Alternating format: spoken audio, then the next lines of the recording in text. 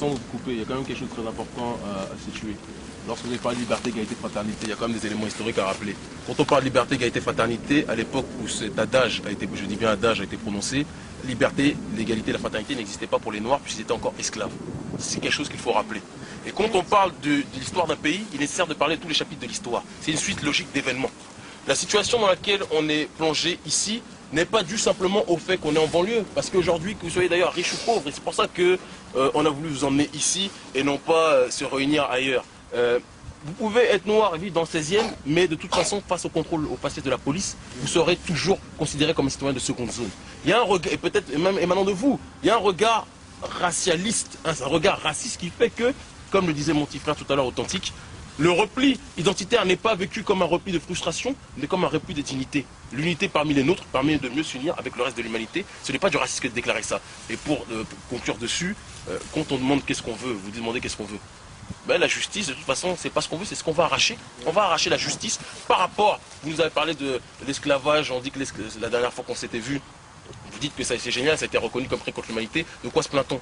Mais je suis désolé, la Shoah, ça a été reconnu comme crime contre l'humanité, mais il y a eu des dédommagements. Où sont les dédommagements, nous? 95% des richesses sont tenues par 5% de la population. On nous parle de décolonisation, l'Algérie aujourd'hui, les attentats qui sont fomentés, on sait très bien qu'ils sont fomentés par des organisations qui sont en réalité utilisées, usitées par les officines qui sont à la tête de ce pays. Ce n'est pas de la paranoïa raciale, c'est une constatation d'événements tragiques qu'on ne peut que regarder tels qu'ils sont. Voilà. Mais moi, au-delà de ce débat d'idées qui est intéressant, mais ce que je veux ce je veux savoir, c'est concrètement, donc ok, vous voulez être dédommagé de cette situation, mais qu'est-ce que vous attendez aussi dans la vie quotidienne, dans la vie de tous les jours? Vous nous parlez des cités, où on entasse les gens. On va vous répondre. Qu'est-ce que vous attendez? On a du mal à comprendre ce que vous voulez. Mais c'est ça qui est dommage, c'est ça qui est dommage. Parce que visiblement, quand c'est le cas d'une autre communauté, vous n'avez pas beaucoup de mal à comprendre parce que vous êtes tous plongés pour aller justement les dédommager, quitte à vous couper les bras pour qu'ils soient dédommagés. Cette communauté, on la connaît, la communauté juive, et gloire à elle d'avoir obtenu ces dédommagements, il n'y a pas de problème. Mais on trouve que c'est dommage que cette grande communauté, vous ayez tous compris à la seconde même où elle a levé le doigt ce dont elle avait besoin après la Shoah, qui a duré 6 ans, et nous, pendant 400 ans d'esclavage, ou la colonisation pour l'Afrique noire et le Maghreb, etc. Là, quand on parle des dédommagements, ben, on ne comprend pas concrètement qu'est-ce que vous voulez. Des bâtiments, des meilleurs. Il faut être sérieux un minimum. Le premier dédommagement commence déjà par le dédommagement pécunier. Il y a des professeurs comme Leonard Jeffries aux États-Unis, ou comme Molefi Kete Asante, qui ont déployé, qui ont étudié cette logique de dette qui non seulement doit être reconnu de manière symbolique, mais de manière active. On vous a parlé d'un exemple précis, on vous parle des Antilles. Quand on sait que 95% de la population est noire, est-ce normal que c'est soit 5% de la population, à savoir les béquets, qui contrôlent les 90% ou 95% de l'île? Ça, c'est quelque chose de concret.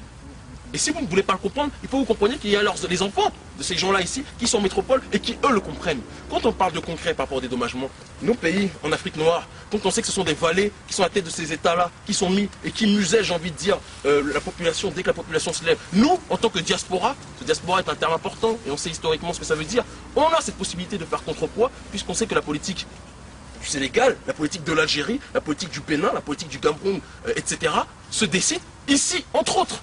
Donc, quand vous parlez de dédommagement, on demande déjà à la pieuvre d'enlever ces tentacules des pays dans lesquels on est installé.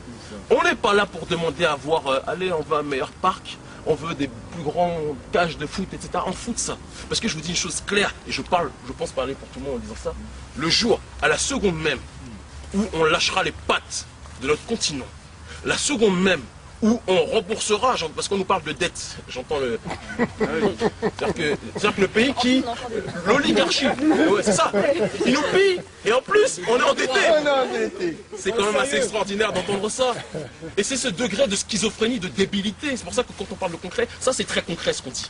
C'est très concret ce qu'on dit. Parce que je vous dis que la France sera beaucoup moins noire, sera beaucoup moins arabe. Il sera même beaucoup moins un tas d'autres choses le jour où chaque pays pourra décider de sa propre destinée. Voilà. Mais ça veut dire le problème de l'immigration sera réglé. Ben oui, il n'y aura pas besoin qu'il y ait des reports à la hortefeux qui viennent et qui nous disent que les ouvriers quand on nous parle d'immigration clandestine, excuse-moi de rebondir là-dessus, on nous parle d'immigration.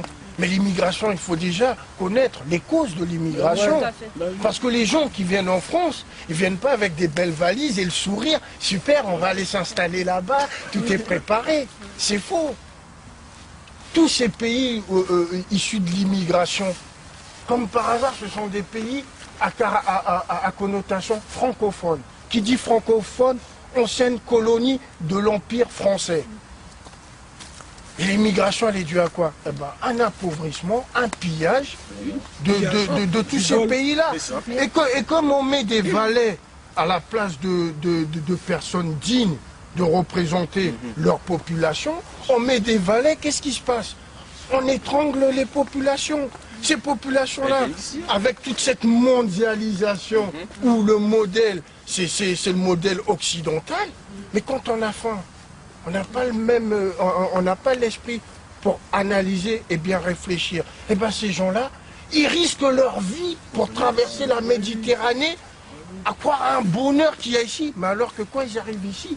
C'est notre souffrance. Mais ça veut dire que vous êtes mal en France et que si tout cessait, vous retourneriez en Afrique? Bah oui, tout à fait, bien sûr. Parce que là, en fait, excuse-moi de te couper, mais là, en fait, on est en train d'analyser le problème. Dans les médias, on n'analyse pas le problème. On voit seulement la surface. On voit, on brûle des voitures. Pourquoi on brûle des voitures? Le but, c'est pas de brûler les voitures en soi.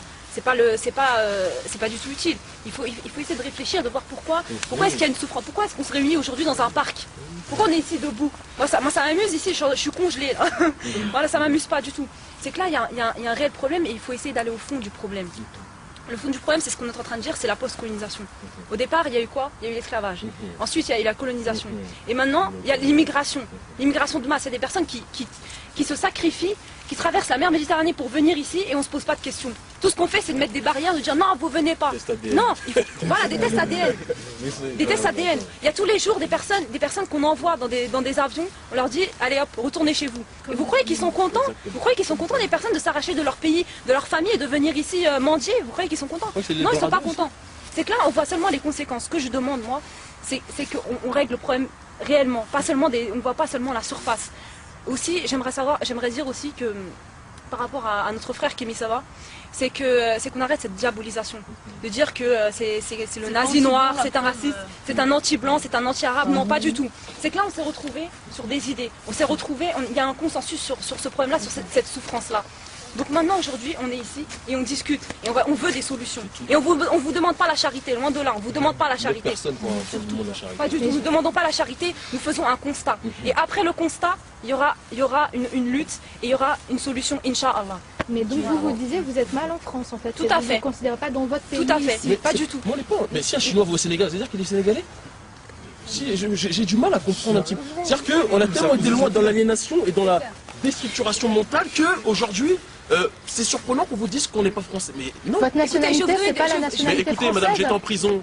Mon numéro de matricule, c'était 71 403. C'est pas parce que mon numéro de matricule est 71 403 que c'est mon identité en tant que telle.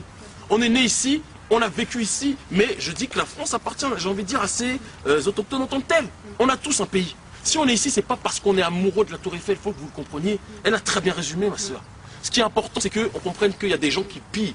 Et là, on ne parle pas de tous les Français, entre guillemets, non. Il y a une oligarchie qui fait souffrir non seulement le prolétariat, c'est-à-dire que le Français